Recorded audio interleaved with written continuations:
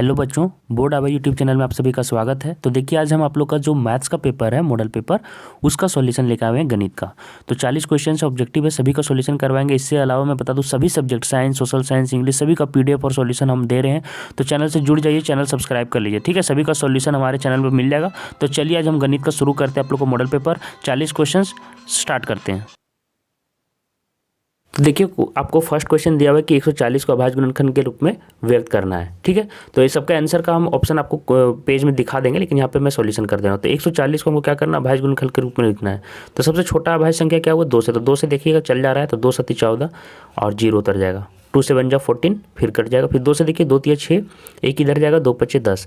अब देखिए 2 और 3 से नहीं जा रहा, तो 5 से देंगे हम सीधा, 5 7 35। तो हम इसको अभाज्य गुणनफल के रूप में कैसे लिखेंगे, 2 गुना 2 गुना 5 गुना 7। ये हमारा आंसर हो गया, ठीक है। 2 गुना 2 गुना 3 गुने 5, ठीक है। 2 गुना 2 गुना 5 गुने 7, ये आपका आंसर हो जाएगा। सेकंड नंबर क्वेश्चन देखिए पूछ रहा है 6q + 5 धनात्मक संख्या होगी, किस प्रकार की होगी।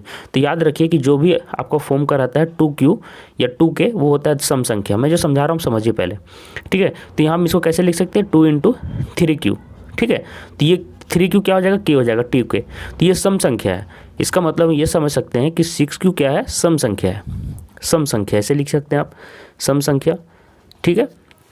लेकिन ध्यान से देखिएगा 6q + 5 ये क्या है, सम संख्या है। ये क्या है, सम, ठीक है। और ये क्या है, विषम। विषम और सम और विषम का आप जोड़ते हैं तो क्या आता है, अब खुद जोड़ के देखिए, 4 और 5 क्या आता है, 9 आता है।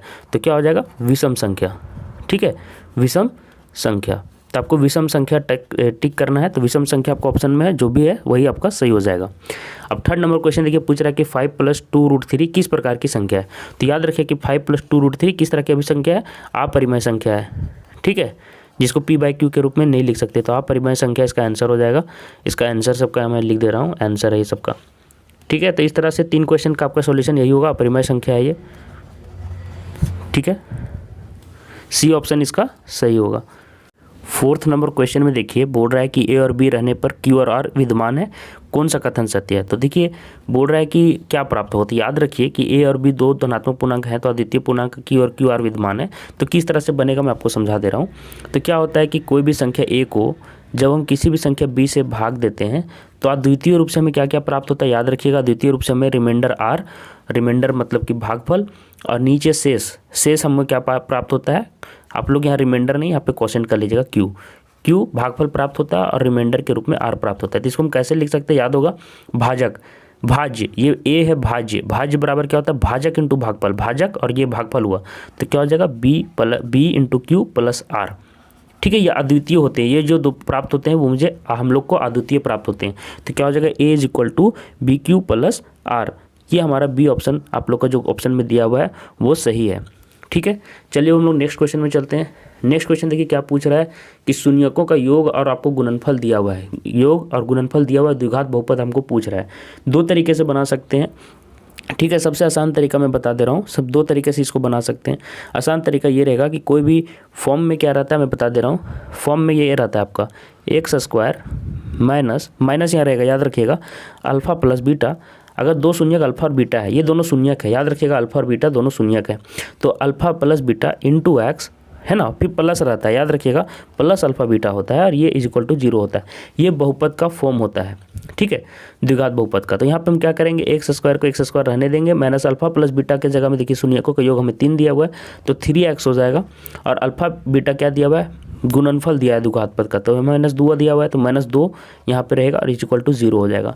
तो यही हमारा फॉर्म में आंसर आ जाएगा। तो हमको देखिए कौन सा आंसर इसमें सही है। तो इसमें आप देख पा रहे हैं 5th नंबर में आपका x² - 3x - 2 ये आपका आंसर हो जाएगा, ये आपका आंसर हो जाएगा सी ऑप्शन, ठीक है। इसको एक और तरीका से हम लोग बना सकते हैं, मैं बता दे रहा हूँ कि शून्यकों का योग अल्फा + बीटा का एक और फॉर्मूला होता है।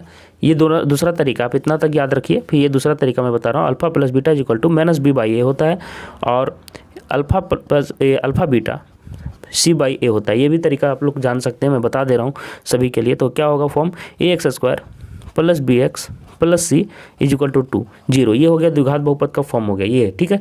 तो हम क्या करेंगे आगे देखिए, ए के जगह में कितना पुट करेंगे, 1 पुट करेंगे, ठीक है, क्योंकि ये c/a कितना दिया हुआ है -2/1 हम मान लेते हैं, और इसको कितना दिया हुआ है -3/1, ये 3/1 दिया हुआ है।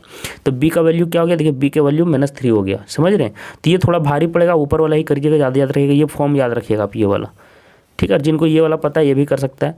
तो देखिए क्या हो जाएगा, ए का वैल्यू 1 हो गया तो x² रह जाएगा, अब बी का वैल्यू भी मैंने बताया कि -3 हो गया, तो क्या हो जाएगा -3x, क्योंकि ये माइनस में ये प्लस में, तो ये माइनस का वैल्यू लेगा, और सी में देखिए -2 है तो -2 लेगा इज इक्वल टू 0। लेकिन ये वाला ही ज़्यादा आसान है, ये वाला भी आप लोग फॉलो कर सकते हैं जिनको आता है, ठीक है। अब देखिए फर्स्ट क्वेश्चन में ये आपको क्या पूछ रहा है, अगला क्वेश्चन कि px के लिए ग्राफ दिया, बहुपद की शून्यक संख्या क्या होगी ये पूछ रहा है। तो बहुपद कैसे दिया हुआ चित्र में बता दे रहा हूँ, ये आपका ऐसे y एक्सिस आया हुआ है और ऐसे आपका x एक्सिस गया हुआ है, और जो px जो बहुपद है वो कैसे गया मैं बता दे रहा हूँ, ऐसे करके ऐसे जाए। तो जो भी बहुपद जितना बार x एक्सिस को जितना बार प्रतिच्छेद करता है तो उतना उनके शून्यकों की संख्या होता है। तो px जो बहुपद है वो x एक्सिस को यहाँ पे ये x एक्सिस है, ये y एक्सिस है, तो x एक्सिस को यहाँ पे क्योंकि x के रूप में ये मतलब बहुपद है x के फॉर्म में, तो x एक्सिस को 3 बार प्रतिच्छेद किया है, तो शून्यकों की संख्या कितनी हो जाएगी 3, शून्यकों की संख्या कितनी हो जाएगी 3, जो कि आपका ऑप्शन नंबर डी सही हो जाएगा। तो सभी का ऑप्शन नंबर भी मैं बताते चल रहा हूँ, ठीक है, इसका भी ऑप्शन मैंने बता दिया था, ठीक है। तो आप देखते चलिए, देखिए इसका बहुपद का संख्या पूछ रहा है, आप देख पा रहे होंगे क्या दिया हुआ है बहुपद।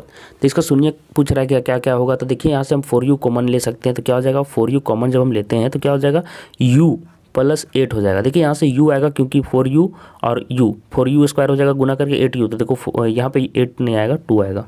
देखो इसी तरह से मिला लेना है ना आप लोग, 4 2 8 8u इज इक्वल टू 0। इसका शून्य का संख्या पूछ रहा है तो हम 0 से इसे इक्वेट करेंगे, मतलब 0 से इसे मतलब बराबर करके लिखेंगे। उसके बाद देखिए क्या होगा, यहाँ से आप लोग दो चीज़ लिख सकते हैं, 4u इज इक्वल टू 0 या u + 2 इज इक्वल टू 0। यहाँ से दो फॉर्म में आ जाएगा, है ना, दो वैल्यू यहाँ से निकाल सकते हैं। तो u का वैल्यू यहाँ से मुझे क्या प्राप्त हुआ 0, और यहाँ से क्या प्राप्त हुआ u इज इक्वल टू -2। तो दो शून्यक हमारे क्या हो गए, दो शून्यक हमारे हो गए 0 और -2, ठीक है, जो कि ऑप्शन नंबर मेरा ए और सी दोनों सही है। तो डी ऑप्शन सही हो जाएगा, ए और सी दोनों, ठीक है। तो ये हमका सही हो जाएगा ए और सी, ठीक है। देखिए गाइस क्या हुआ है कि हम लोग को जब दो चर वाले रैखिक समीकरण युग्म दिए रहते हैं इस फॉर्म के ax + bx + c, लेकिन इसके रूप में दो हम ले लेते हैं, a1x + b1y + c1 is equal to 0। दो युग्म, एक युग्म लेना है तो दो रेखाएं ले लिया मैंने, a1x वाला और a2x वाला। अब यहाँ पे क्या होगा कि तीन तरह के कारण, मतलब कि 3 तरह के केसेस बनेंगे। पहला केस देखिए क्या बन रहा है कि ये दोनों जब एक जगह में प्रतिच्छेद करेंगे, जब एक जगह प्रतिच्छेद करेंगे तो a1/a2 नहीं इक्वल होगा b1/b2, वो तो प्रतिच्छेदी रेखाएं होती है और अद्वितीय हल मिलता है, एक संगत हल मिलता है। संगत मतलब कोई ना कोई हल प्राप्त हो, तो यहाँ एक हल प्राप्त होगा, तो एक हल जब प्राप्त होता है, एक हल जब प्राप्त होता है तो वो संगत होता है। अब देखो ये दोनों इक्वल होगा a1/a2 b1/b2 के, लेकिन c1/c2 इसका इक्वल नहीं होगा, तो समांतर रेखाएं प्राप्त होंगी, कोई भी हल प्राप्त नहीं होगा, असंगत हल होगा, कोई भी हल प्राप्त नहीं होगा।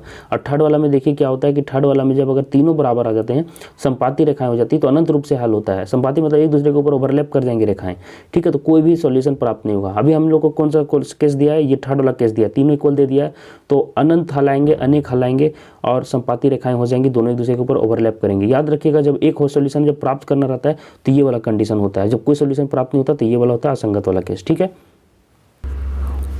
उसी के देखिए अगला क्वेश्चन 9 नंबर में ये दो रेखाएं मुझे दी हुई हैं और आपको पूछ रहा है कि किस तरह का सॉल्यूशन मतलब प्राप्त होगा, हल किस तरह का प्राप्त होगा। तो ये हम लोग आपको क्या बताया था, क्या होता है देखने के लिए a1/a2 होता है। तो ये हम आप लोग को सीधा समझने के लिए बता दे रहा हूँ, ये a1 है, ये b1 है, ये c1 है, ये a2 है, b2 है, c2 है। तो हम लोग डायरेक्ट क्या लिख सकते हैं 6, ये 6 और /3, ठीक है। और यहाँ पे अभी हम इक्वल ही लगाएंगे, बाद में अगर इक्वल नहीं होगा तो अनइक्वल कर देंगे, काट देंगे। तो क्यों -2 है तो यहाँ पे -2 पर लिखेंगे, और इसके अकॉर्डिंग इसके सापेक्ष देखिए ये -1 है तो यहाँ पे -1 लिखेंगे, इज इक्वल टू यहाँ पे 9 है तो 9 लिखेंगे, और इसके सापेक्ष यहाँ पे 12 है तो 12 लिख देंगे, ठीक है। अब हम देखते हैं जितना कट सकता है काट देते हैं। तो ये कितना आ गया 2/1, ये माइनस कट जाएगा तो 2/1 ये भी है, और ये 3 × 9 3 × 12। तो यहाँ पे मुझे क्या प्राप्त हुआ 2/1 इज इक्वल टू 2/1। शुरू के दोनों बराबर हैं लेकिन लास्ट वाला देखिए बराबर नहीं है 3/4 का। और आपको मैंने बताया था जब condition a1/a2 is equal to b1/b2 और नहीं इक्वल होता है c1/c2 के, तो ये कौन सी रेखाएं प्राप्त होती हैं, हमें समांतर रेखाएं प्राप्त होती हैं, कोई हल प्राप्त नहीं होता। याद रखिए कोई हल प्राप्त नहीं होता, तो समांतर रेखाएं मुझे प्राप्त होंगी। तो ये बी ऑप्शन आपका सही हो जाएगा, समांतर रेखाएं, ठीक है, पूछा है तो यही आंसर आप लोग का सही होगा। अब देखिए गाइज इसका आपको हल पूछ रहा है, दो समीकरण दिए हुए हैं, दोनों समीकरण मतलब कि दोनों का हल पूछ रहा है। तो ये देखिए समीकरण युग्म का हल क्या होगा, तो आप लोग को पता होगा कि ये समीकरण 1 मान लेंगे, इसको समीकरण 2 मान लेंगे, तो दोनों को जोड़ने पर लिखेंगे, दोनों समीकरण को जोड़ने पर सीधा हम आप लोग बनाएंगे दोनों समीकरण को जोड़ने पर। ठीक है, मैं सीधे सॉल्यूशन बता रहा हूँ। ठीक है, मैं यहाँ पे आंसर लिख देता हूँ, ये आंसर पार्ट है। ठीक है, आप लोग कंफ्यूज नहीं हो जाएगा, ये भी आंसर पार्ट है। तो दोनों समीकरण को हल करेंगे तो जोड़ने पर क्या हो जाएगा, तो देखिए ये और ये जोड़ेंगे तो क्या हो जाएगा, आप लोग जोड़ के मैं दिखा देता हूँ। ठीक है, ये बहुत आसान क्वेश्चन है। तो यहाँ पे देखिए ये x और x तो जुड़ जाएगा, 2x बन जाएगा, लेकिन ये y कट जाएगा और कैंसिल होकर यहाँ पे 8 बन जाता है। ठीक है, तो यहाँ पे क्या हो जाएगा, x बराबर कितना हो गया, 8 को 2 से भाग देंगे तो 4 आ जाएगा। समझ में आ रहा है, ये 2 से डिवाइड होगा तो 2 से डिवाइड होगा तो 2 चौके 8, तो ये x = 4 आ गया। अब x = 4 आ गया तो समीकरण 1 में बैठा देंगे, इसको समीकरण 1 मान लीजिए 2। ठीक है, तो समीकरण 1 में आगे बढ़ाइएगा तो x का वैल्यू 4 है और प्लस y = 6, तो y का वैल्यू कितना आ जाएगा बच्चों, मुझे 4 उधर जाके 2 घट जाएगा तो 2 आ जाएगा, तो y का वैल्यू हमें कितना प्राप्त हो जाएगा, 2। ठीक है, अगर स्टेप वाइज लिखना है तो ये हो जाएगा y = 6 - 4। तो क्या हो जाएगा हमारा सॉल्यूशन 4,2। तो हमारा कौन सा आंसर सही हो जाएगा, 4,2, जो कि आपका डी ऑप्शन सही है। तो डी ऑप्शन आप लोग का करेक्ट हो जाएगा। अब ये क्वेश्चन देख लीजिए, जो आपको 11 नंबर दिया है ना, इसमें आपको सिर्फ और सिर्फ दिमाग का काम करना है और कुछ करना नहीं है। यहाँ पे सिर्फ आपको ध्यान से देखना है कि क्या आपका सॉल्यूशन हो सकता है। तो क्या होगा, देखिए हमको बता रहे हैं आपको कि देखिए यहाँ पे ये x और x गुना होगा तो x² बनेगा। सुन रहे हैं, यहाँ पे x² प्राप्त होगा तो x² में मैं आपको बता दे रहा हूँ कि x² जब प्राप्त होगा तो ये x² से इधर कट जाएगा, ये वाला x², ये दोनों कट जाएगा, तो मुझे द्विघात समीकरण नहीं प्राप्त होगा। यहाँ पूछ रहा है किससे द्विघात समीकरण, इसमें से कौन द्विघात समीकरण है, तो ये तो कट जाएगा, तो ये द्विघात समीकरण नहीं बचेगा। ठीक है, यहाँ पे देखिए x a + b का होल स्क्वायर क्या होता है, a² होता है, यहाँ पे x² इधर भी आएगा, ध्यान से समझना, और इधर भी x² आएगा, तो ये भी कैंसिल कर देगा, तो ये भी द्विघात समीकरण रहेगा नहीं। अब ध्यान से सुनना, यहाँ पे याद रखना, ये वाला फॉर्म में a + b का स्क्वायर बनता है, तो x² इधर आएगा और फिर इधर x² कटेगा, लेकिन यहाँ पे भी यही कंडीशन है। देखो x² तो यहाँ आ जाएगा, लेकिन क्या है इधर x² कहीं आ पाएगा नहीं, 2 से गुना होगा तो 2x आएगा ज़्यादा से ज़्यादा, तो ये x² वाला टर्म कटना नहीं चाहिए। x² वाला टर्म जिसमें भी कट जाएगा समझ जाए ना, दो द्विघात समीकरण नहीं बनेगा। यहाँ भी कट गया तो x² और यहाँ x², क्योंकि x और x गुना हुआ था, यहाँ पे 2 और x गुना हुआ, 2 और x गुना हुआ तो x² नहीं आएगा, तो ये ऑप्शन सही होगा। और ये देखना यहाँ पे कट जाएगा, x² है, यहाँ पे भी देखो a - b का होल स्क्वायर क्या होता है, a², तो a² से फिर यहाँ पे x² आएगा, तो ये x² और ये x² फिर से कट जाएगा, तो हमारा ऑप्शन यही बचेगा, सी ऑप्शन आप लोग का सही हो जाएगा। अब देखिए ये क्वेश्चन जो है आपका 12th नंबर, इसमें मूलों की प्रकृति आपको पूछ रहा है, तो यार इसके लिए क्या करना पड़ता है, विविक्तर निकालना पड़ता है। डी का वैल्यू क्या होता है आप लोग को सभी को पता है, क्या होता है, b² - 4ac। ठीक है, b² - 4ac, तो b का वैल्यू यहाँ पे 1 है। देखिए यहाँ पे x के साथ 1 जुड़ा हुआ तो 1 लिखेंगे, माइनस स्क्वायर लिखो या नहीं लिखो कोई ज़रूरत नहीं, लिख देता हूँ चलिए आपके लिए। 4 का 4 बैठा दूंगा, a की जगह पे देखिए 1 है तो यहाँ पे फिर 1 लिखेंगे, और c की जगह देखो यहाँ पे -1 है तो -1 लिखेंगे। ठीक है, ध्यान देना, ये 1 हो जाएगा और ये माइनस और माइनस प्लस हो जाएगा, +4, तो क्या आ जाएगा, 5 आ जाएगा जोड़ के। तो जब याद रखिए कि जब डी का वैल्यू, याद रखिए इधर मैं साइड में बता रहा हूँ, डी का वैल्यू जब 0 से ज़्यादा आता है तो क्या होता है, वास्तविक होते हैं और अलग अलग होते हैं। तो वास्तविक और अलग अलग कौन कौन दिया है आपको, अवास्तविक तथा असमान, मतलब वही, तो ये ऑप्शन आपका सही हो जाएगा कि वास्तविक तथा असमान आएगा। ठीक है, दो कंडीशन आप लोग और याद रखें कि जब d = 0 होता है, तो d जब 0 होता है, जब d = 0 होता है तो दो वास्तविक और समान मूल प्राप्त होते हैं, वास्तविक और समान मूल प्राप्त होंगे। लेकिन जब d < 0 आ जाएगा तो हमें वास्तविक मूल प्राप्त नहीं होगा, अवास्तविक हो जाएगा। तो 13 नंबर क्वेश्चन में आप लोगों को दे चुका है, पूछ रहा है कि तो भिन्न भिन्न और वास्तविक मूल प्राप्त होने चाहिए, तो इसके लिए क्या होगा, d > 0 होना पड़ेगा। दिस इम्प्लाइज क्या हो जाएगा, b² - 4ac क्या होना चाहिए, डी से मतलब 0 से बड़ा होना चाहिए। तो ये वाला कंडीशन किस में दिया हुआ है बच्चों, देख लीजिए, तो ये वाला कंडीशन आपको दिया हुआ है सी ऑप्शन में। तो 13 का आपका ऑप्शन नंबर सी सही हो जाएगा। ठीक है, अब देखिए गाइज 14 नंबर में बच्चों आप लोग को पूछ रहा है इसका विविक्तर क्या होगा। द्विघात समीकरण आप लोग को दिया हुआ है, इसका विविक्तर पूछ रहा है। विविक्तर मतलब डी, तो विविक्तर हम लोग कैसे निकालेंगे देख लीजिए आप लोग। तो डी का फॉर्मूला आप लोग सभी को पता है, क्या होता है, b² - 4ac। तो यहाँ पे इसका वैल्यू सिर्फ पुट कर देंगे, b की जगह में देखो -1 है, ध्यान देना, -1 का स्क्वायर -4 यहाँ पे पुट करेंगे, a की जगह में 1 आएगा, है ना, ध्यान से समझते चलना। c का वैल्यू देखो 3 है तो 3 आ जाएगा। आराम से बनाए, मैथमेटिक्स प्यार से बनाने वाला चीज़ है, पूरा आराम से बनाए, गड़बड़ हो जाता है नहीं तो। -1 का स्क्वायर क्या हो जाएगा, 1 हो जाएगा, -1 नहीं लिखेगा, ध्यान रखिएगा, ये माइनस का माइनस रह जाएगा, क्योंकि कहीं माइनस नहीं तो माइनस का माइनस रह जाएगा। तो 4 3 जा 12, तो यहाँ पे 12 यहाँ पे लिख देंगे, तो क्या होगा, 1 में 12 जाएगा तो -11 आएगा, जो कि हमारा -11 कौन सा ऑप्शन में है, डी ऑप्शन आप लोग का यहाँ पे करेक्ट हो जाएगा। ठीक है, अब देखिए 15 नंबर में क्या बोल रहा है, प्रथम पद ए दिया हुआ है, सार्वंतर डी दिया हुआ है और एपी का nवां पद पूछ रहा है। तो ये तो बहुत आसान क्वेश्चन है यार।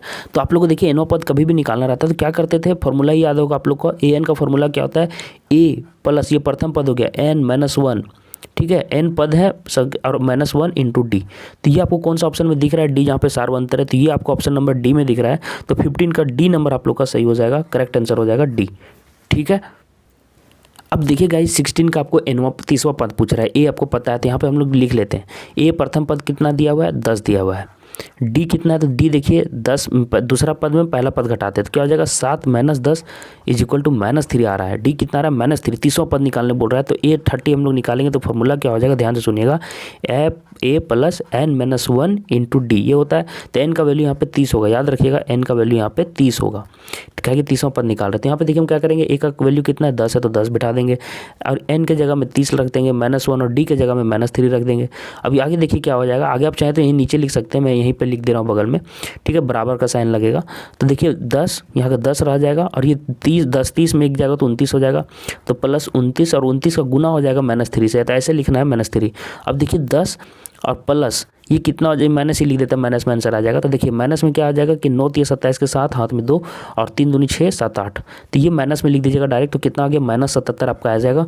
-77 आपका कौन सा ऑप्शन में है, तो सी ऑप्शन आप लोग का बिल्कुल करेक्ट हो जाएगा, ठीक है।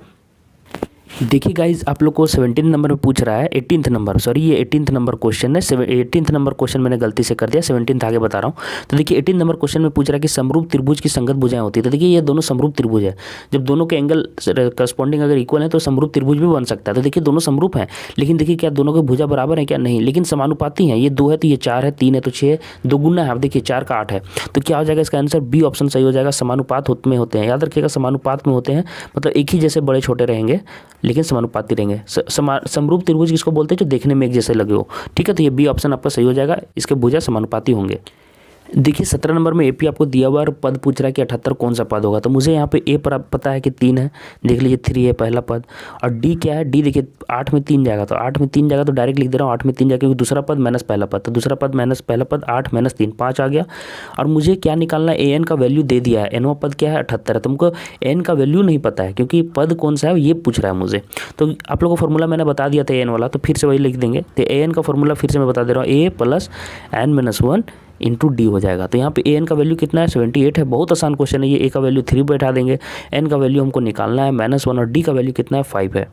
इसी को आगे बढ़ाता हूँ मैं इधर, आप लोग नीचे लिखिएगा, ठीक है। तो ये 78 का 78 यहाँ पे रहने देंगे और 3 + 5n -5 यहाँ पे हो जाएगा, ठीक है। अब आगे देखो 78 में यहाँ पे -5 और 3 है, दोनों इधर आ जाएगा तो क्या हो जाएगा 78 - 3 + 5 = 5n। अब यहाँ पे आगे देखिए 78 में ये 2 बचेगा तो 80 बच जाएगा, तो 80 हो जाएगा, 80 = 5n। आप लोग जोड़ घटा के देख सकते हैं। तो n का वैल्यू यहाँ पे देखिए डिवाइड हो जाएगा, तो 5 कम 5 और मतलब कि 16 आएगा। आप लोग भाग दे के देखिएगा तो इनका 16 पद आएगा आंसर। तो ये आपका ऑप्शन नंबर किस में दिया हुआ है, बी ऑप्शन आप लोग को बिल्कुल करेक्ट हो जाएगा, ठीक है।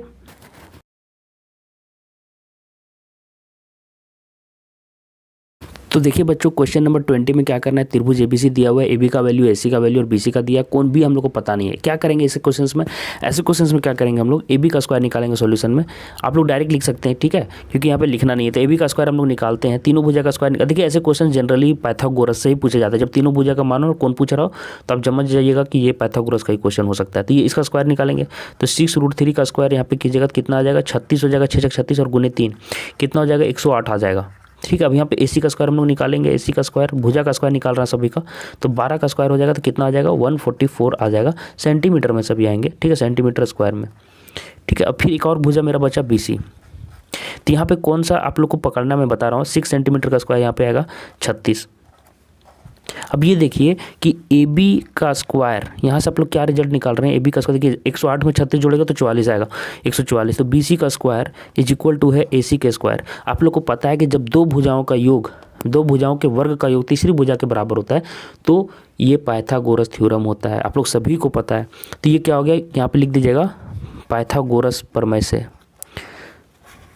ठीक है।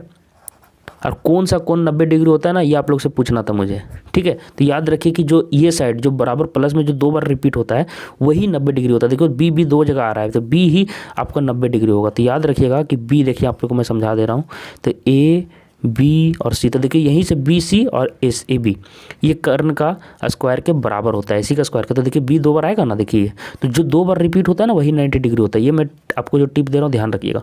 तो कोण बी क्या हो जाएगा, 90 डिग्री हो जाएगा। तो आपको कौन सा ऑप्शन सही हो जाएगा, आप लोग का ऑप्शन नंबर इसमें सही हो जाएगा,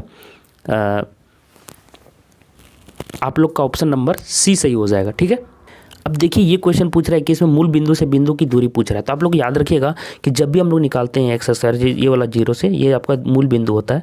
तो यहाँ पे डायरेक्ट जो दूरी निकालते हैं ना कोई भी बिंदु पी का, ध्यान से देखिएगा ये बिंदु पी है, मैं मान लेता हूँ यहाँ पे। ठीक है, तो बिंदु पी का दूरी निकालते हैं तो इसका फॉर्मूला डायरेक्ट होता है, याद रखिएगा, X square plus Y square, याद रखिएगा। ठीक है, एक्स कोऑर्डिनेट का स्क्वायर प्लस वाई स्क्वायर का कोऑर्डिनेट, आप लोग ये फॉर्मूला पढ़े होंगे, x2 माइनस x1 का square plus y2 minus y1 का स्क्वायर। ठीक है, ये वाला फॉर्मूला भी आप लोग पढ़े होंगे, दूरी सूत्र, x2 माइनस x1 का square plus y2 minus y1 का स्क्वायर, ये आप लोग पढ़े होंगे। लेकिन याद रखिए ये तभी काम आता है जब दोनों का कोऑर्डिनेट दिया हुआ हो अलग अलग, जैसे कि 2 3 एक बिंदु हो, दूसरा बिंदु क्या हो, एंड दूसरा बिंदु 8 12 दिया हो। तो इसके बीच का दूरी जब निकालना रहेगा तो याद रखिए ये वाला फॉर्मूला लगाएंगे। लेकिन जब मूल बिंदु दे देता है ना तो फिर 0 घटाने का कोई मायने नहीं रहता। अगर x1 0 हो जाए, ये भी y1 भी 0 हो जाए, तो क्या फॉर्मूला बन जाएगा, ये फॉर्मूला इसी में बदल जाएगा। तो हम लोग सीधा लिख सकते हैं। ठीक है, याद समझ में आया, दूरी बराबर क्या लिखेंगे, रूट अंडर, ठीक है, X square plus Y square. ठीक है, तो यहाँ पे एक्स स्क्वायर का कितना है, 3 है, 3 का है। ठीक है, एक्स के लिए, और वाई में यहाँ पे कोऑर्डिनेट कितना है, 4 है, तो स्क्वायर लिख देंगे। तो कितना हो जाएगा, रूट अंडर 9 प्लस 16 आ जाएगा 25। ठीक है, और ये रूट में रहेगा तो ये कितना आ जाएगा, 5 मात्रा का आपका आंसर सही हो जाएगा, जो कि आपका ऑप्शन नंबर सी दिया हुआ है। सी ऑप्शन आप लोग का बिल्कुल सही हो जाएगा। अब ये क्वेश्चन देख लीजिए, बिंदु 2 दिए हुए हैं, 2,5 और 4,7 से बने रेखाखंड का मध्य बिंदु। तो आप लोग को ये फॉर्मूला याद होगा, जब मध्य बिंदु निकालते थे पहले का एक्स कोऑर्डिनेट, दूसरे का एक्स कोऑर्डिनेट और डिवाइड बाई 2 करते हैं, और कोमा y1 पहले का y कोऑर्डिनेट, दूसरे का y कोऑर्डिनेट और 2 से डिवाइड करते हैं, यही आप लोग का हो जाता है मध्य बिंदु। तो ये हमारा डायरेक्ट यहाँ पे निकालते हैं, तो देखिए क्या आ जाएगा, 2 + 4 हो जाएगा, 2 + 4 और डिवाइड बाई 2। ठीक है, और ये हो जाएगा 7 + 5, 5 + 7 बाई 2। ठीक है, क्या हो जाएगा, 4 और 2 में 2 से भाग देंगे 3 आएगा, 2 4 2 6 में 2 से भाग देंगे 3 आएगा, और 5 7 5 12 को 2 से भाग देंगे तो 6 आएगा, 3 और 6, और ये हमारा ऑप्शन सी आप लोग का सही हो जाएगा। ठीक है, अब देखिए 23rd में पूछ रहा है 2 sin a = sin 2a दिया हुआ है, तो a का वैल्यू क्या होगा।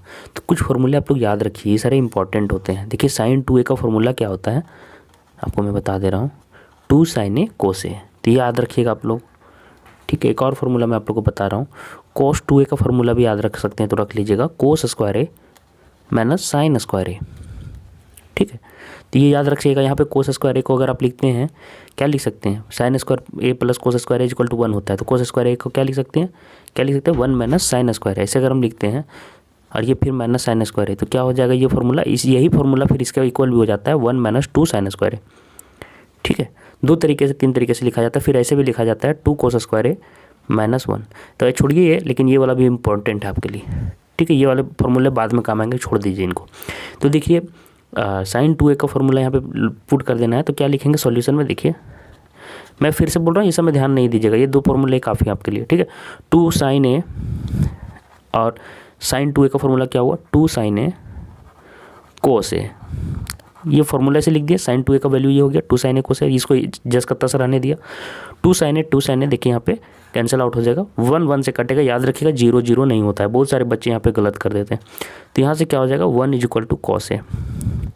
अब cos के किस वैल्यू पर, किस मतलब थीटा a के किस वैल्यू के लिए 1 हो जाता है, तो याद रखिए cos, याद रखिएगा 0 डिग्री = 1 होता है, याद रखिएगा 90 नहीं कर दीजिएगा, sin 90 = 1 होता है। ये सभी चीज़ें याद रखिएगा, मैं एक्स्ट्रा बता रहा हूँ। ठीक है, ये नहीं लिखना है, इसके बाद आगे डायरेक्ट लिख दीजिएगा a = 90 डिग्री, सॉरी 0 डिग्री। ठीक है, तो a कितना है, 0 डिग्री है, तो a का ही मान पूछ रहा था ना। ठीक है, तो यहाँ पे ऑप्शन नंबर आपको कौन सही हो जाएगा, 0 डिग्री, तो उससे आपका ऑप्शन सी सही हो जाएगा। ठीक है, ऑप्शन नंबर सी।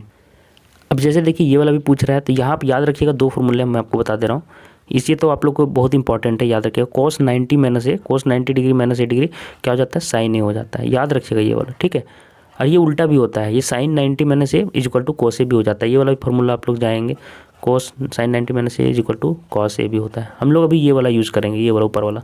ये क्या लिख सकते हैं इसको, तो इसको लिखेंगे cos 90, तो 90 लिख देंगे, और 48 डिग्री लाना है तो कितना घटाएंगे, 90 में याद रखिए कि 42 डिग्री घटाएंगे। देखो यार लिखने का ही नंबर मिलता है, तो याद रखिए 90 - 42 करेंगे तभी 48 आएगा। देख लीजिए घटा के आप लोग, तो यहाँ पे 42 लिखेंगे, यहाँ पे साइन मत कर देना, अभी कोस में ही रहेगा, जब 42 डिग्री हो जाएगा साइन तब आएगा, ठीक है। तो माइनस इसको जस का तस रहने देंगे, साइन 42 डिग्री। ये सारे क्वेश्चन बनाने के तरीके हैं, आप लोग याद रखिएगा। इज इक्वल टू, अब ये साइन में करेंगे तो हम ये 90 हट जाएगा, साइन 42 डिग्री हो जाएगा। तो देखिए कोस 48 से ये साइन 42 डिग्री आ गया, ये जैसे का तैसा आ जाएगा साइन 42 डिग्री। अब ये सेम क्वांटिटी है, तो देखिए ये और कैंसिल आउट हो जाएगा। कैंसिल आउट होने के बाद हमें 0 वैल्यू प्राप्त होगा। तो 24 का आपका आंसर हो जाएगा बी ऑप्शन, ठीक है। बी ऑप्शन आप लोग का सही हो जाएगा, ठीक है। अब आगे देखिए यहाँ पे साइन ए का वैल्यू दिया हुआ है, कॉस से पूछ रहा है, तो यहाँ पे सॉल्यूशन क्या करेंगे, याद रखिए साइन ए का फॉर्मूला आप लोग को पता होगा, क्या होता है P/H, सॉरी, तो हो जाएगा P perpendicular by H is equal to 3/5। आप लोग हिंदी में अगर पढ़े होंगे तो लंब बटा कर, मैं लिख ही देता हूँ, लंब बटा कर, नहीं तो फिर बोलेंगे कि हम सर नहीं पढ़े। तो लंब बटा कर में देखिए मैं चित्र साइड में थोड़ा सा बना लूँगा आप लोग के लिए, हेल्प के लिए। आप नहीं भी बना सकते, जिनका कॉन्सेप्ट अच्छा से क्लियर है। ये 90 डिग्री है तो इसको P बोलते हैं, इसी को लंब बोलते हैं, लंब भी लिख सकते हैं देखो हिंदी में। और ये H हो गया, इसको कर्ण बोलेंगे। तो ये B हमको जब निकालना रहता है तो B कैसे निकालते हैं, याद रखिए B होता है आपका B² is equal to H² minus P², sorry under root कर देते हैं। B का निकालने के लिए आप डायरेक्ट फॉर्मूला याद रखिए, H² माइनस P²। तो क्या हो जाएगा, H का वैल्यू यहाँ पे 5 है, तो 5 का स्क्वायर माइनस P का देखिए 3 है, माइनस 3² तो कितना आ जाएगा देखिए, तो 25 में 9 जाएगा तो 16 बचेगा, तो 4 आंसर आएगा। तो आपको डायरेक्ट भी याद रखिए त्रिक है, याद रखिए पाइथागोरस त्रिक याद रखिए 3, 4, 5 आप लोग याद रख सकते हैं। तो याद रखिए कि 3, 4, 5 क्या है, पाइथागोरस त्रिक है, जिसमें 5 क्या है, कर्ण होता है। पाइथागोरस त्रिक आप लोग को याद रखिएगा तो एग्जाम में जल्दी बनेगा, ये याद ही रखिए आप लोग, ठीक है। तो डायरेक्ट यहाँ से लिख सकते हैं cos A is equal to B/H, तो B का वैल्यू कितना हो जाएगा 4/5। तो यही आंसर हो जाएगा आपका, जो कि आपका ऑप्शन नंबर कितना सही हो जाएगा, ऑप्शन नंबर आपका B ही सही फिर से हो जाएगा, ठीक है। आप लोग एक और पाइथागोरस त्रिक याद रखिए, ये भी काम आता है कि ये मैंने बताया जैसे 3 का स्क्वायर प्लस 4 का स्क्वायर इक्वल टू 5, एक और काम आता है, ये भी लिख लीजिएगा, याद रखिएगा 6, 8, 10 एग्जाम में इंपॉर्टेंट है। तो ये दोनों का भी स्क्वायर, जैसे 6 × 36 और 64 कितना होता है 100 होता है, तो ये 10 का स्क्वायर, तो ये भी पाइथागोरस आप लोग त्रिक याद रख सकते हैं, ठीक है। क्वेश्चन नंबर 26 देखिए क्या बोल रहा है कि एक मीनार है, इस मीनार की ऊंचाई आप लोग को ज्ञात करना है, और एक पाद बिंदु, मतलब कि धरती में एक पाद बिंदु है जहाँ से इसकी दूरी, धरती में एक बिंदु है जहाँ से इसकी पाद बिंदु, ये पाद बिंदु हो गया, ये धरती में एक बिंदु हो गया। तो धरती से इस मीनार के पाद बिंदु की दूरी आपको 15 मीटर दिया हुआ है, ठीक है। तो आपको मीनार की ऊंचाई ज्ञात करना है जब ये उन्नयन कोण ये वाला आप लोग को दिया, इस बिंदु से कितना दिया हुआ है आपको दिया हुआ है, आपको उन्नयन कोण 60 डिग्री दिया हुआ है, ठीक है। तो आपको इसकी ऊंचाई पूछ रहा है, तो हम लोग ABC लिख देते हैं, ठीक है। तो आप लोग को पता है कि ज़्यादा डायरेक्ट फॉर्मूला P और B को हमको रिलेट करना है, ये P हो गया, ये B हो गया, तो tan का यूज होता है, क्या होता है tan बराबर P/B होता है। तो हम लोग डायरेक्ट लिखेंगे सॉल्यूशन में, tan 60 डिग्री यहाँ पे दिया हुआ है, tan 60 degree is equal to AB, क्या है कि लंब हमारा AB है, ठीक है, और ये BC।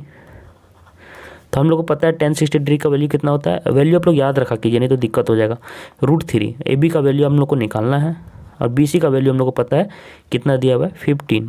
तो यहाँ से सीधा निकल गया ना, AB इज इक्वल टू कितना आ गया, मीनार की ऊंचाई 15√3 मीटर, जो कि आपका ऑप्शन नंबर कौन सा सही है, आपका ऑप्शन नंबर B सही है, 26 का B, ठीक है। 27 नंबर क्वेश्चन में देखिए त्रिभुज PQR में कोण Q समकोण दे दिया है, 2 भुजा का दिया है और एक कोण पूछ रहा है। तो हम लोग कैसे निकालेंगे, पहले चित्र अच्छे से बनाएंगे, ये चित्र ऐसा ही कुछ बनेगा, ठीक है। हम लोग को समकोण क्या दिया हुआ है, Q दिया हुआ है, और P और R कहीं पे भी मान सकते हैं, P और R। तो हम लोग को दिया हुआ है PQ बराबर 3 सेंटीमीटर, तो यहाँ पे 3 सेंटीमीटर लिख देंगे। PR 6 सेंटीमीटर है, मतलब कि ये कर्ण की लंबाई हमको दे दिया है 6 सेंटीमीटर। तो हमको PQ यहाँ पे ये वाला आपको कोण QPR पूछ रहा है, QPR पूछ रहा है। तो याद रखिए ये P और H का रिलेशन किस में आता है, साइन में आता है। तो याद रखिए ये साइन AR निकालना पड़ेगा, साइन, और ये साइन R के लिए क्या हो जाएगा, P/H होता है, P क्या हो जाएगा PQ, और H क्या हो जाएगा PR। पता है PQ का वैल्यू कितना दिया हुआ है, 3 दे दिया गया, PR का वैल्यू 6 दे दिया गया, इसको कटा दो 1/2। तो हमारा क्या आया, साइन R का वैल्यू क्या आया है 1/2 आया। और 1/2 का वैल्यू कितना होता है, साइन 30 डिग्री का वैल्यू होता है 1/2। तो R कितना आ गया हमारा 30 डिग्री आ गया। तो कौन सा ऑप्शन सही हो जाएगा आप लोग का, ऑप्शन नंबर A सही हो जाएगा, ठीक है। 28 में पूछ रहा है एक वृत्त की कितनी स्पर्श रेखाएं होती है। तो याद रखिए कि एक वृत्त है जिसमें स्पर्श रेखा एक बिंदु पर टच करता है, पता है ना। तो एक बिंदु पर हम यहाँ ऐसे खींच सकते हैं, यहाँ वाले बिंदु पर ऐसे खींच सकते हैं, यहाँ वाले बिंदु पर ऐसे खींच सकते हैं, यहाँ वाले बिंदु पर ऐसे खींच सकते हैं, यहाँ वाले बिंदु पर ऐसे खींच सकते हैं, यहाँ वाले बिंदु पर ऐसे खींच सकते हैं। इस तरह से अनंत खींच सकते हैं। तो इसका अनंत आंसर सही हो जाएगा। तो आपका 28 का ऑप्शन नंबर आपका सही हो जाएगा ए।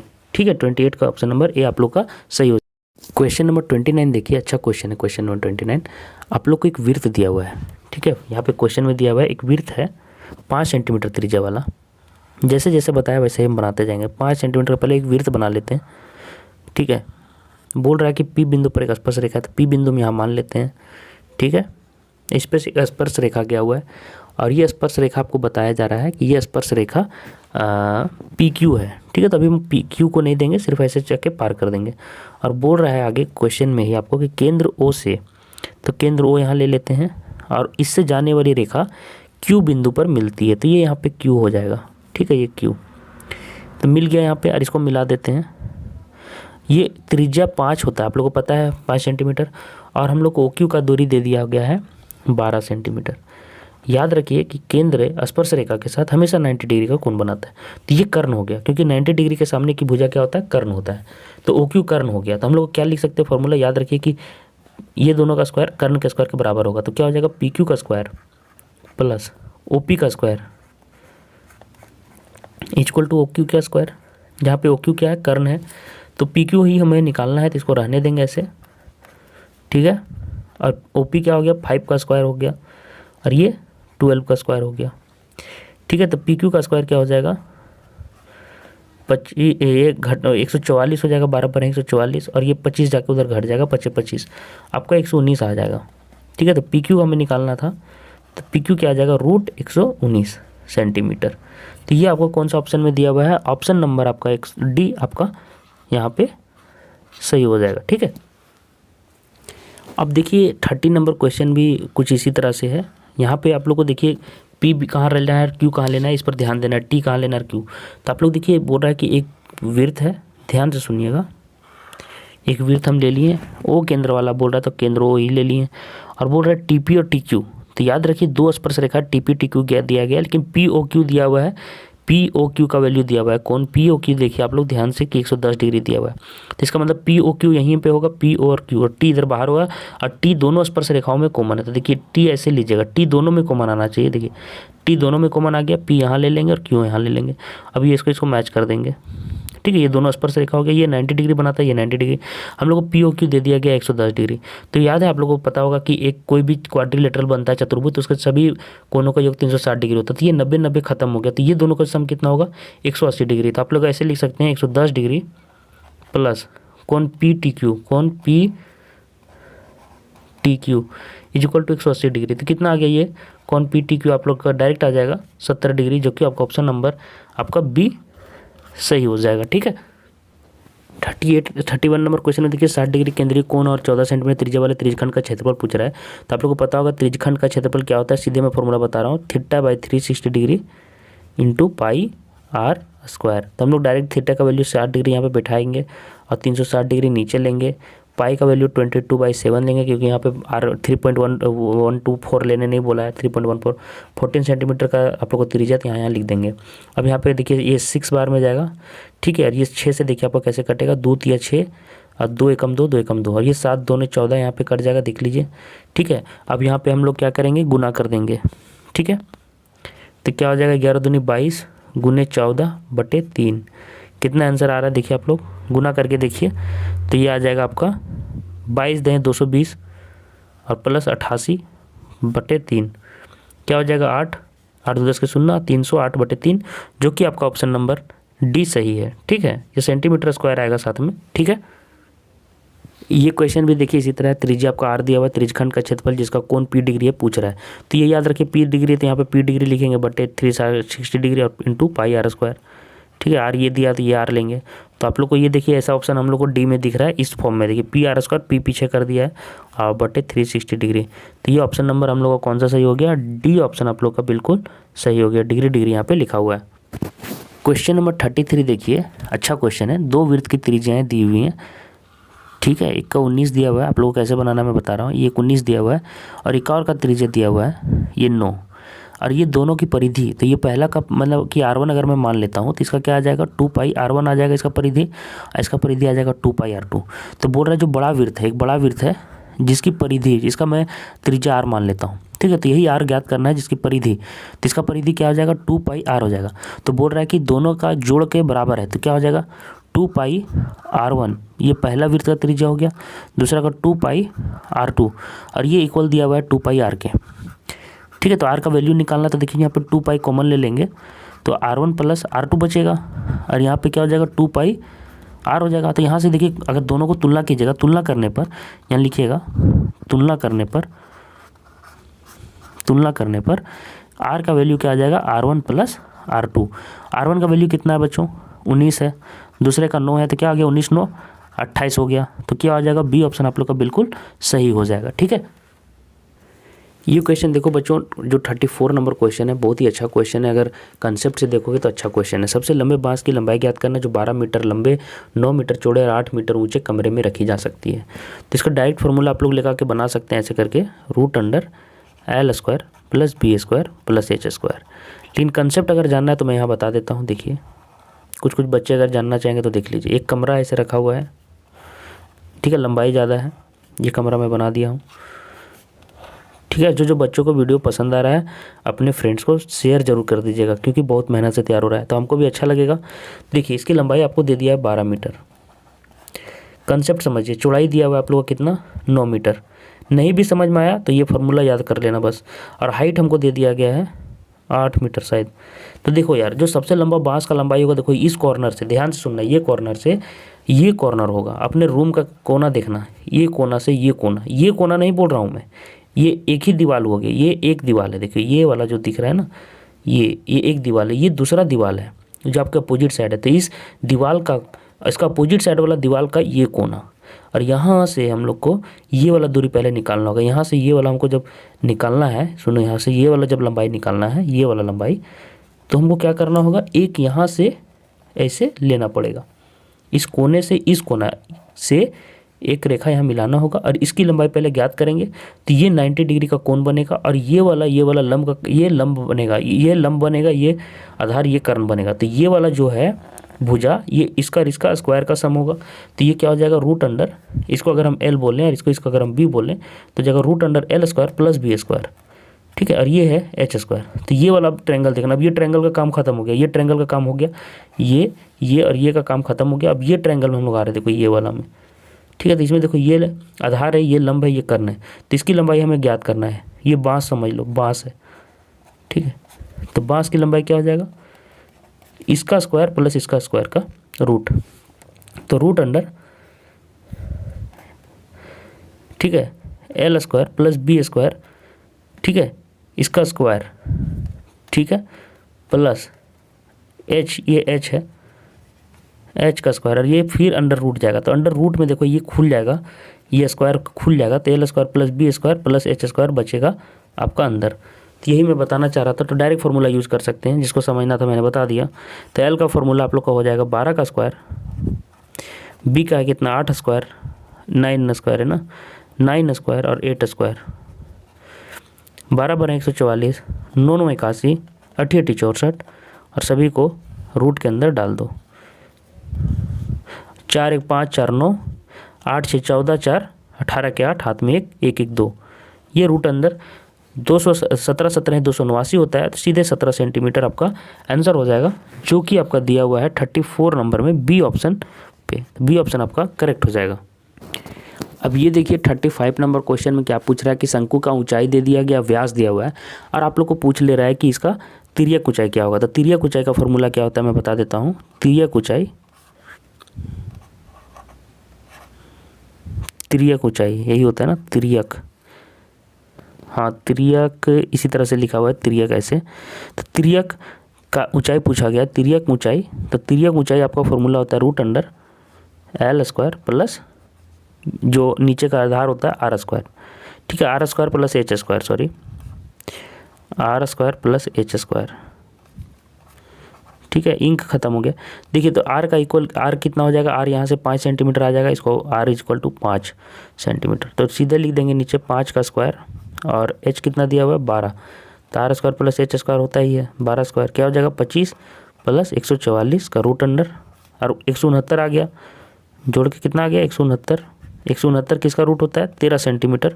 आपका आंसर हो जाएगा, जो कि आपका ऑप्शन नंबर दिया हुआ है आपका ए में, ए ऑप्शन आपका बिल्कुल करेक्ट हो जाएगा। ठीक है, क्वेश्चन नंबर 36 देखिए क्या बोल रहा है कि एक पहले एक कोण था, ध्यान से सुनिएगा मेरा क्वेश्चन क्या कहना चाह रहा है। एक कोण था जिसका बेस आपको दिया हुआ है, आधार की त्रिज्या आपको दिया हुआ है 6 सेंटीमीटर, और इसका जो हाइट था, ये वाला हाइट जो बोल रहा है 24 सेंटीमीटर है। इसको ट्रांसफॉर्म करके एक गोला बना दिया गया, मिट्टी का था, इसको बना के इसमें बना दिया गया। अब इसका आर का वैल्यू पूछ रहा है कि क्या हो जाएगा। तो याद रखिए ऐसे केस में क्या हो जाता है, ऐसे लिखिएगा, शंकु का आयतन इज इक्वल टू गोले का आयतन। क्या है कि एक ही चीज़ से बना है, जितना मिट्टी इसमें था उसमें भी उतना ही है।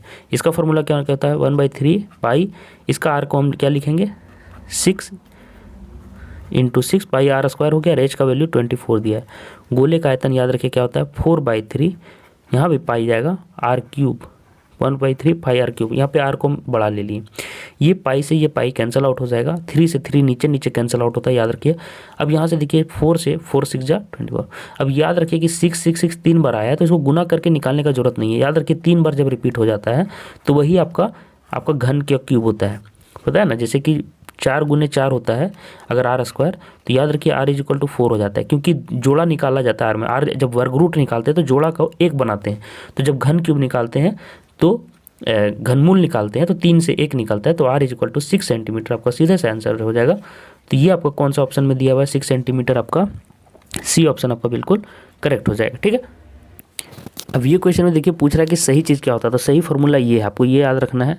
ये फार्मूला होता है बहुलक बराबर 3 माध्यक माइनस 2 माध्य। तो इसी को सजा के बी लिखा हुआ है, तो बी आपका ऑप्शन सही हो जाएगा। इसमें बी ऑप्शन में क्या दिया हुआ है, तो ये देखिए 3 माध्यक यहीं रह जाएगा, ये प्लस में आ जाएगा, तो यही आप लोग को दिया हुआ है बी ऑप्शन में, बी ऑप्शन ही सही होगा। बाकी आप देखिएगा समीकरण को इधर उधर करके देखिएगा तो गलत आएगा। तो 3 माध्यक बराबर दिया हुआ है बहुलक प्लस 2 माध्य, तो देखिए आप यही सही है, यही वाला ऑप्शन बी सही है, क्योंकि ये उधर जाके प्लस हो जाएगा। तो 3 माध्यक बराबर बहुलक और प्लस 2 माध्य। ठीक है, अब यहाँ से देखिए क्वेश्चन पूछ रहा है कि वर्ग अंतराल एवं संचयी बारंबारता के बीच खींचे गए आलेख को क्या कहते हैं। तो उसको क्या कहते हैं संचयी बारंबारता वक्र कहते हैं, जिसको कि त्वरण भी कहते हैं। तो यहाँ पे त्वरण लिख दीजिएगा। ठीक है, तो ये ऑप्शन नंबर डी कितना नंबर में दिया हुआ है ऑप्शन, शायद इसका देख लीजिएगा मैच करके कितना में सही दिया हुआ है, मैं बाद में डाल दूंगा। प्रायिकता नहीं हो सकता, तो याद रखिए प्रायिकता कभी भी नेगेटिव नहीं हो सकता, -1.5 आपका हो जाएगा कि ये नेगेटिव नहीं हो सकता। आगे देखिए पीई की प्रायिकता दिया हुआ है, पीई नहीं की प्रायिकता पूछ रहा है, ई नहीं की प्रायिकता, तो याद रखिए पीई मतलब पीई मतलब ई की प्रायिकता प्लस ई नहीं की प्रायिकता बराबर 1 होता है हमेशा। तो इसका ये हमको दिया हुआ है 0.05, तो ई नहीं की प्रायिकता पी ई नहीं की प्रायिकता इज इक्वल टू 1 हो गया। तो इसको निकालना है पी ई नहीं की प्रायिकता, तो 1 में जाके इधर घट जाएगा, ये 0.05 घट जाएगा, कितना बचेगा आपका 0.95। ठीक है, तो यही आपका आंसर हो जाएगा।